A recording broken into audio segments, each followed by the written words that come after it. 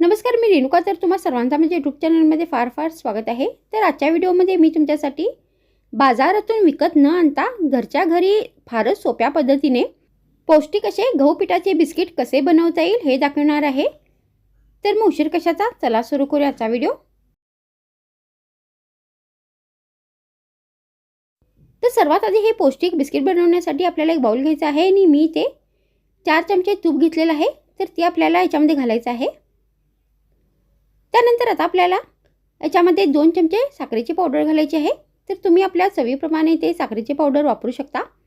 तर आता आपल्याला हे जे दोन्ही साहित्य आहेत ते व्यवस्थित चमच्याने मिक्स करून घ्यायचे आहेत. तर हे दोन्ही साहित्य आपल्याला व्यवस्थित फेटून घ्यायचे आहेत.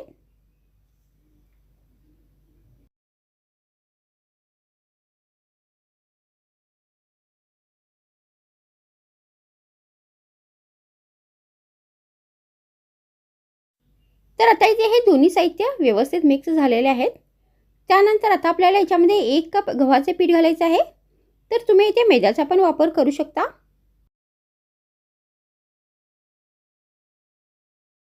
तर आता आपल्याला हे जे सगळे साहित्य आहेत ते व्यवस्थित हाताने मिक्स करून घ्यायचे आहेत.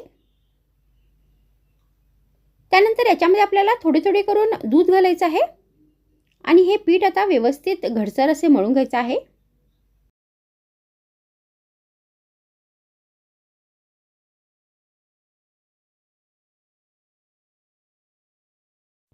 मग पीठ मळून झाल्यानंतर आता आपल्याला हे जे पीठ आहे ते 5 मिनिटापर्यंत असेच भिजण्यासाठी ठेवून द्यायचं आहे. मग पीठ भिजल्यानंतर आता आपल्याला या पिठाचा गोळा बनवायचा आहे आणि आता हा गोळा आपल्याला लाटून घ्यायचा आहे. तर हा गोळा आपल्याला फार पातळ नाही लाटायचा आहे, थोडा जाडसरच लाटून घ्यायचा आहे. त्यानंतर आता आपल्याला याचे गोल आकारमध्ये बिस्किट कट करायचे आहे. तर त्याच्यासाठी मी इथे एक झाकण घेतलेलं आहे. तर मी या आकारामध्ये हे बिस्किट बनवत आहे. तर तुम्ही याच्यापेक्षा मोठे पण हे जे बिस्किट बनवू शकता आणि मी ते गोल आकारमध्ये कट करत आहे. तर तुम्ही दुसऱ्या कोणत्याही डिझाईनमध्ये हे बिस्किट कट करू शकता. तर अशा पद्धतीने जाडसर आपल्याला हे जे बिस्किट आहेत ते सगळे कट करून घ्यायचे आहेत. त्यानंतर आता आपल्याला याच्यावरती डिझाईन द्यायची आहे. तर त्याच्यासाठी मी इथे एक चमचा घेतलेला आहे.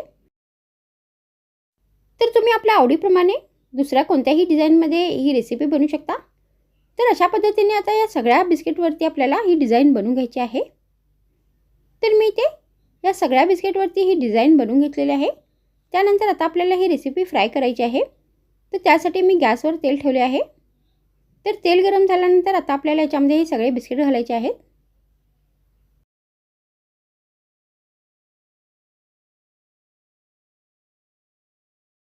आणि आता हे बिस्किट आपल्याला मंद आचेवर ठेवून दोन्ही बाजूनी व्यवस्थित फ्राय करून घ्यायचे आहेत.